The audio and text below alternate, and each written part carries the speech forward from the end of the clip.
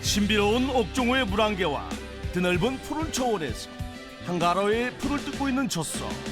이 이국적인 정치 속에서 한국 치즈의 과거와 현재, 미래가 공존하고 있는 곳. 한국 치즈를 지키기 위해 48개 낙농 농가가 뜻을 모아 명품 원유와 치즈를 생산하고 있는 전라북도 임실군. 이곳에선 어떤 부자 농부를 만나게 될까요?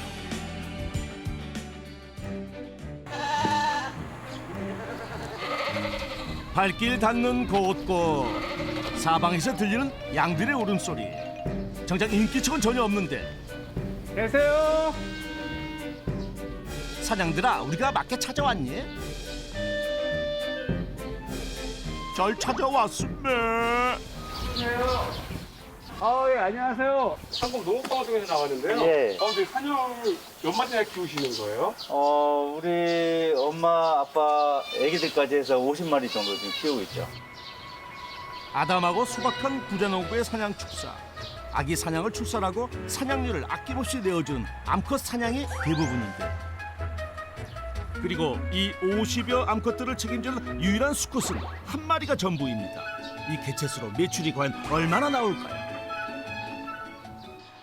연 매출 5억 정도 올리고 있습니다. 연 매출 5억을 올리고 있는 심여섭 부자농부를 소개합니다. 어떻게 매출 5억을 올릴 수 있는지 부자농부의 일거수일투족을 낱낱이 파헤쳐 보겠습니다. 뭔가 비밀이 있다고. 넌 아니? 알면 좀 얘기해 줄래? 한적하고 여유로운 사냥들의 아침. 그와 달리 사냥들의 아빠 부자농부는 바쁜 아침을 시작하는데요. 주거니 받거니 그들만의 대화가 이어지고 오매불망 사냥의 시선이 닿는 곳에 건초 더미를 터! 무심히 울 안으로 던져만 주나 했는데 울타리를 넘어가는 부자농부. 축사 바닥에 여기저기 건초를 골고루 흩뿌려줍니다. 밥 챙겨주는 사람은 단 한 명. 밥 먹겠다고 달려드는 사냥은 수두룩. 그러다 보니 사냥들이 몰려와 건초를 먹기 무섭게 부자농부는 또 바삐 배달을 반복합니다.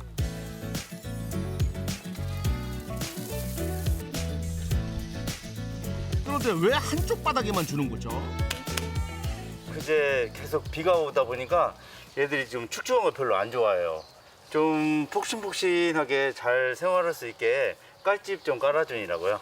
얘들도 또 쾌적한 환경을 또 유지하니까 이렇게 이제 노력을 해야죠. 아하, 먹이를 준다기보단 젖은 땅에 마른 깔집을 깔아준 거군요. 푹신한 곳에서 밥도 먹고, 하하, 그야말로 일석이조네요. 그런데 깔집에 달려들지 않고 높은 데서 친구들 쳐다보는 이 녀석, 외모가 아주 독특한데요. 근데 얘는 왜 색깔 달라요? 하얀색이 자연엔종, 그다음에 이렇게 검정색의 얼굴에 띠가 2개 딱 얼굴에 있는 것이 알파인종. 품종은 기본, 게다가 하나하나 함께 보낸 세월을 더 많이 기억하고 있는 부자농부. 우리 할머니 나이가 최고 많은 5살짜리 돈을 많이 벌어줬는데 지금 저 관절이 좀 안 좋아서 양 나이 5살이면 사람 나이로 따지면 몇 살쯤 될까요? 한 80세 이상. 저희는 이렇게 이게 나이가 먹어서 혹시 이제 수명을 다 하게 되면 이게 안 팔고 다 이게 장례를 치러줘요. 팔지 않고. 힘든 시절 먹고 살게 해준 사냥들, 가족이나 다름이 없습니다. 가족 같다 보니 사냥 특징도 파악하게 돼 수컷 다루는 법도 알게 됐다는데요. 이 순놈을 내가 따로 관리를 해야 요 사냥류의 유질이 또 높아집니다. 유지를 위해 수컷을 따로 관리한다? 이제 그 순놈에서 이 고유의 사냥의 냄새가 나는데 그거를 이제 엄마 양하고 같이 키우게 되면 그 냄새가 이제 몸에 배고 우유까지 이 향이 배게 돼요. 그러면 이제 유질이 아주 떨어지는 거죠. 근데 지금은 같이 있는 건 어떻게 같이 있는 거예요, 다른 애들은? 그 시집을 안 간 아가씨들 양들이어서 이제 젖을 짤 일이 없으니까 이제 같이 있어도 되고 또 발정이 오면 이제 아가씨 시집을 보내야 되니까 이제 이게 시집 보내는 방으로 지금 쓰이고 있죠. 50여 마리의 암컷을 거느리기 위해 그만큼 잘 먹어 농가의 부축적에 막강한 책임을 안고 있다고 합니다. 잘 먹이는 것이 잘 키우는 것의 기본인 축산농가. 부자농부 움직이는 뒷공무리를 쫓아 애원하고 재촉하는 듯한 사냥 무리들. 비싼 풀이 들어왔네. 대표님은 바라보고 있는 거죠, 얘네? 먹이 달라고 하는 거죠. 사냥 배꼽시계 더 울기 전에 서둘러 움직이는 부자농부. 그가 찾아든 것은 큰 비밀 포대. 건초가 가득한 포대자루째 들어 구유에 쏟아줍니다. 건초만 있지 않아 보이는데 괜찮은 건가요? 사람이 먹는 비빔밥하고 똑같은 겁니다. 비빔밥이랑 똑같다고요? 이거저거 엄청 많이 들어갔다는 건데 어떤 것들이 들어갔나요? 곡물도 들어있고 풀과 또 영양소들이 이렇게 많이 다 들어있는데 얘들이 이제 그 편식하지 않게 하기 위해서 미싱을 해서 이 TMR이라고 하는 거를 먹이고 있죠.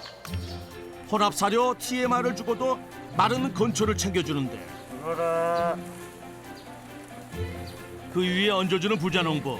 그런데 흔히 보는 황금색 건초가 아니라 포르색 건초를 사용하는 이유가 또 있나요?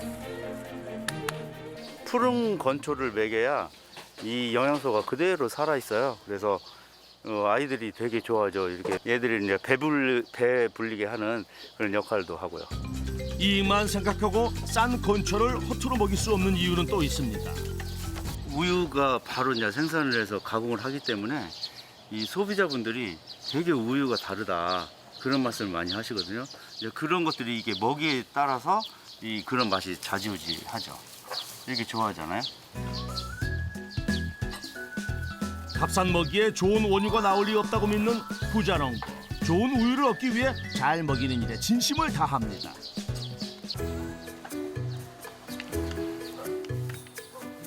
사냥 먹이를 먹이다 말고 통 하나를 들어 큰 통에 갈색 액체를 덜어넣는 부자농부. 대표님, 그거는 뭐예요? 이거는 우유를 잘 내리게 해주는 저만의 비법입니다. 사냥류를 잘 내리게 하는 비법이요. 입구를 살짝 막고 건초에 골고루 살살살살 사사사사 뿌려주는데요. 이 액체가 어떤 영향을 주는 거죠?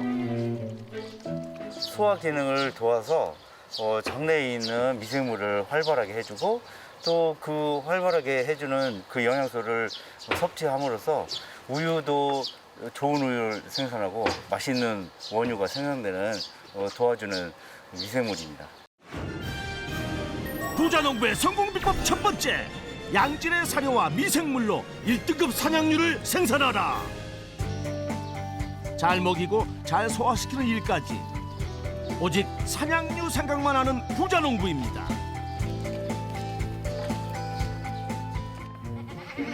아직 끝나지 않았습니다. 고개 쑥 빼고 사냥들이 먼저 알아채고 기다리는 게 있나 본데요. 빗소리처럼 경쾌하게 떨어지는 먹이 소리에 자동적으로 고개 떨구는 사냥들. 이거 뭐예요? 이게 우리 아이들의 영양제입니다. 곡물부터 시작해서 비타민, 미네랄 이런 것들이 꼭 필요한 영양소입니다. 재료부터 소스 비법, 디저트까지 마치 고급 요리 풀코스를 본 기분입니다. 이러니 털빛에도 윤기가 짜르르 건강하게 자랄 수밖에요. 하하, 그렇게 맛있어. 이미 충분히 배불리 먹인 것 같은데 또 다른 먹이가 아직 남아있나요? 정체불명의 긴 액체를 통에 담고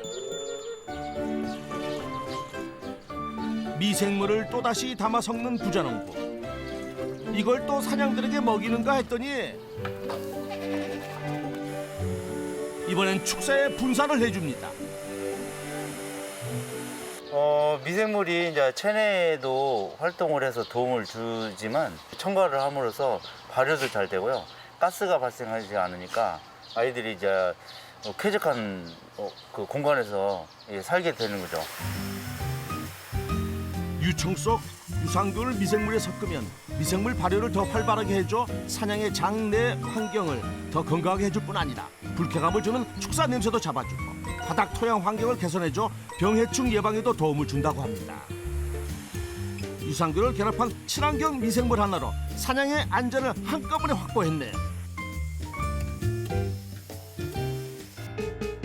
오전 내내 잘 먹고 사냥들의 소화도 다 됐을 무렵 암컷 사냥 우리의 문을 여는 부자농부. 그 순간 암컷 사냥들이 동요하기 시작합니다. 그리곤 하나 둘씩 익숙한 듯 부자농부의 탕탕탕 소리에 맞춰 문 밖으로 나서는데요. 이렇게 수월하게 말을 잘 듣는 사냥 어디 가는가 했더니 차규실 앞에서 대기표 뽑고 순서 기다리고 있습니다. 문 열어주자 서둘러 자리 잡는 사냥. 젖지 않는 사냥들은 서열이 분명하여 서열 1순위 암컷 사냥이 자리를 잡고 나면 다음 서열 순서대로 질서 있게 차규대에 자리를 잡는다고 합니다. 사냥들의 차규 시간이 늦어지면 사냥의 스트레스를 받고 유량도 줄어들기 때문에 적시에 맞춰 차규를 진행하는 것이 중요하다고 하는데 마사지 후 차규기를 꽂을 때도 컵 안으로 공기 유입을 최소화하도록 수평이 되게 해야 한다는데요. 젖소는 4개 꼭지가 있는데 양은 2개만 있어요. 근데 이게 짜는 유니트가 좀 다르죠. 차규는 기계로 하지만 차규를 하는 동안 부자농부는 잠시도 눈을 떼지 않고 사냥의 행동에 시선을 고정하고 있습니다. 그때 갑자기 뒷발을 차는 한 녀석.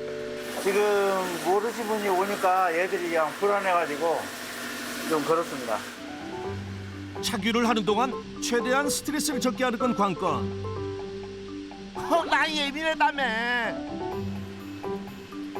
사람의 모유와 단백질, 지방 구성이 비슷한 사냥류. 사냥 한 마리에서 하루 생산되는 양은 얼마나 되나요? 젖소에 비해서 사냥류는 우유가 10분의 1밖에 안 나와요. 아주 그냥 적은 양이죠. 하루 2차례 귀한 사냥류를 내어주는 25마리의 암컷 사냥들. 드디어 끝이 났습니다. 차규를 하고 나서는 사냥들 아주 몸이 그냥 가뿐해 보입니다. 그럼 25마리 사냥류 생산 수익은 얼마나 될까요? 지금 오늘 생산된 양은 이 정도면 30kg 정도 나오고요. 한 300만 원 정도 수익을 창출할 수 있습니다. 30kg에 300만 원? 풀리지 않는 부자 비법을 쫓아 부자농부를 찾아 나선 제작진. 그런데 난데없이 트로트를 끌고 등장한 부자농부. 지금 뭐 하시는 겁니까? 지금 이거는 로타리 작업을 하는 건데 우리 소들의 축사 환경이 좋아지게 하는 거거든요. 지금 이게 지금 톱밥이 깔려 있는 건데 톱밥을 또 오래 사용할 수가 있죠. 사냥 아빠 부자농부가 트랙터를 끌고 찾은 곳은 젖소 농장. 아니, 사냥 키우신다더니 젖소까지 키우는 이유가 있나요? 사냥은 냄새가 나는 것이 이제 단점이에요. 특유의 냄새가 본연에 있어요. 거기에 이제 젖소를 도입을 하게 됐죠. 사냥류 특유의 냄새를 잡기 위해 젖소를 도입하게 됐다? 이것이 연매출 5억의 비법이라는데. 성공 비법 두 번째, 사냥류와 우유를 배합해 부가가치를 높여라. 왔어요. 왜 이렇게 늦었어? 늦잠 잤어. 오늘 시간 많이 늦었다. 먼저 얼른 하자. 네. 누구세요, 사장님? 우리 후계자입니다. 딸이면서 후계자이죠. 안녕하세요. 평상시에 이렇게 아버님 많이 도와드리세요? 네, 이제 곧 있으면 제가 해야 되니까 열심히 같이 일하고 있어요. 뭐 제 강요가 아닌 스스로 선택을 해서 아빠 엄마와 같이 하겠다 해서 스스로 축산과도 지원해서 갔고 졸업을 해서 이제 저희 곁으로 이제 왔는데 힘들었던 것이 싹 녹아내리는 그게 정말 행복입니다. 한창 꾸미고 친구들 만나기 좋아할 때 헐렁한 작업복에 고무장화 씨는 27의 젖소 후계자. 그런데 정작 다은 씨는 이 소들과 함께 있을 때 마음이 편하고 가장 행복하다고 하나요. 본인 체구보다 한참 큰 젖소 30마리를 힘들이지 않고 금세 우리 안에 넣는 다은 씨.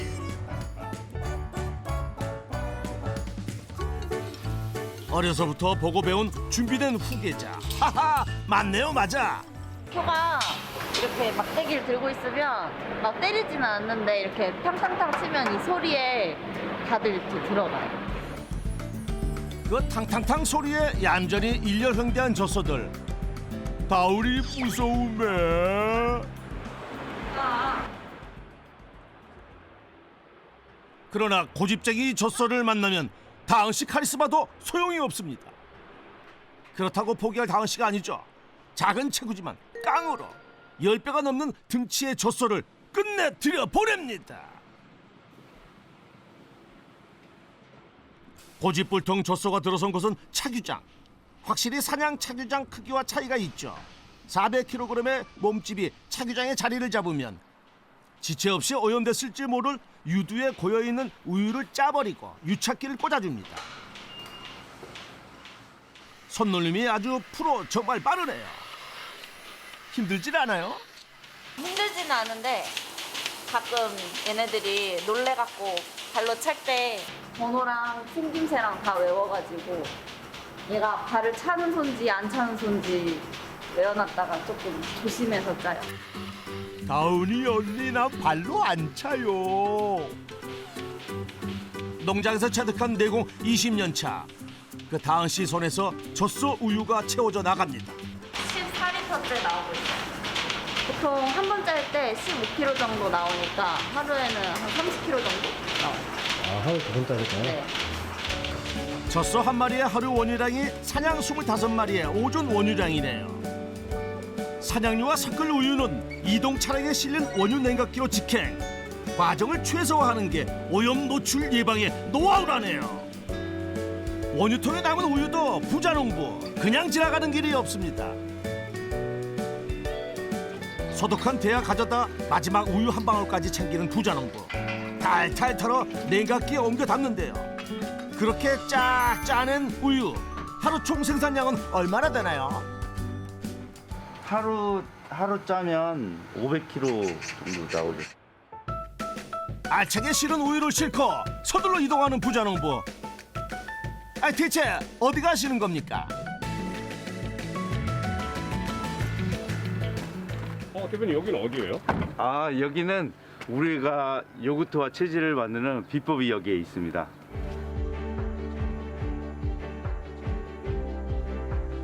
해썹 인증을 받은 부자농부의 가구 공장.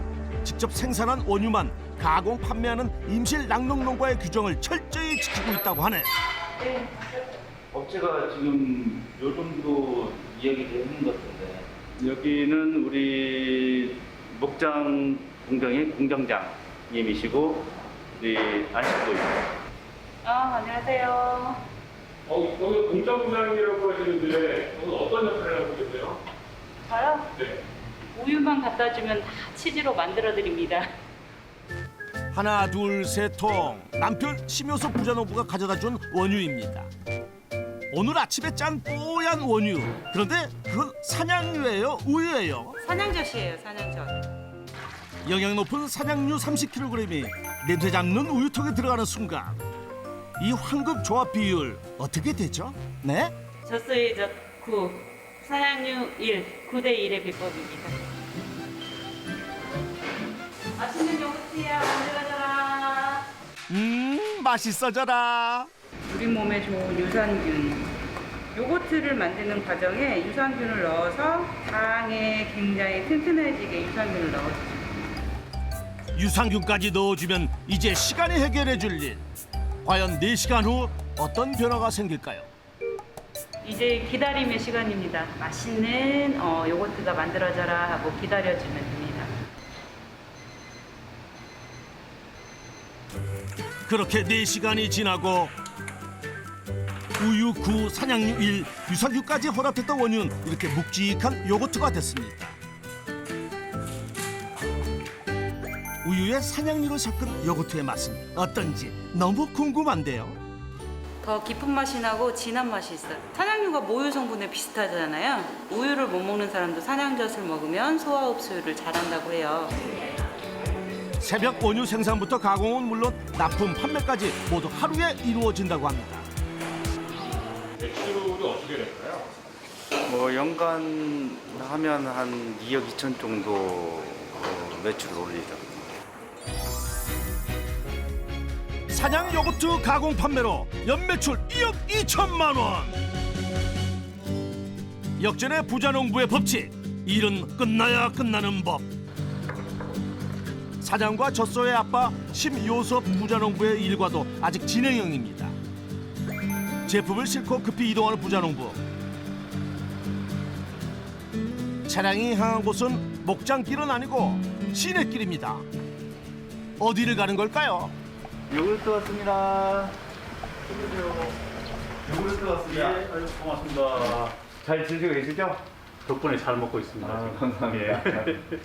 산양유가 10% 첨가된 요구르트라 그런지 하여튼 더 고소하고 더 맛이 좋은 것 같아요. 신선한 목장 우유의 건강함을 그대로 전해주고 싶은 마음에 근거리 고객들에겐 직접 배달을 해준다는 부자농부. 이번 고객은 알록달록 예쁜 건물에 어울리는 아이들 같죠? 안녕하세요. 네, 감사합니다. 오늘 우유만 들어오는 거 맞죠? 오늘은? 네네. 네. 안녕. 우유가 참 고소하고 맛있어서 우리 친구들이 잘 먹어서 좋아요. 한참 좋은 거 먹고 쑥쑥 커야 하는 우리의 미래 아이들. 네, 기다리면 선생님 주세요. 아이고 잘 먹네. 아이고 예뻐라.